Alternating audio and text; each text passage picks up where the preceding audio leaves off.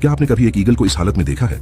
न चोंच, सीना बिल्कुल नंगा और रूप इतना बदल चुका कि पहचानना तक मुश्किल हो जाए।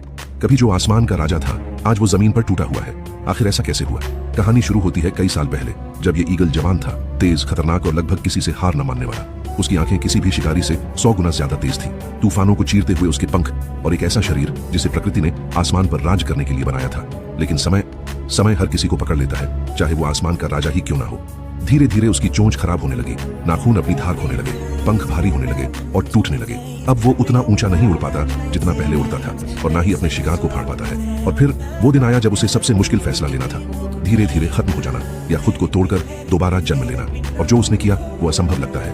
ईगल एक सुनसान पहाड़ी चट्टान पर जाता है, जहां कोई उसकी चीखें ना सुन सके।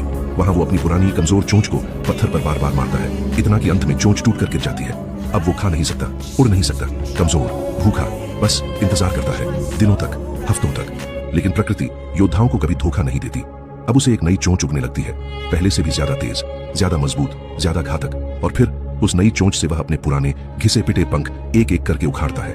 दर्द असहनीय होता है, लेकिन हर उखड़ा हुआ पंख एक नए जीवन का रास्ता खोलता है। धीरे धीरे नए पंख उगते हैं, हल्के, दमदार और तूफानों को चीरने वाले। और फिर एक दिन चट्टान के किनारे खड़ा होकर वो दोबारा छलांग लगाता है, और इस बार वो पहले से भी ऊंचा उड़ता है, पहले से भी ज्यादा ताकत से। क्योंकि राजा वो नहीं होता जो कभी गिरा नहीं, राजा वो है जो टूटने के बाद खुद को फिर से बनाने की हिम्मत रखता है। यानी कभी कभी ऊपर उठने का एक ही तरीका होता है, जो चीजें तुम्हें नीचे खींच रही हैं उन्हें खुद से तोड़कर फेंक देना।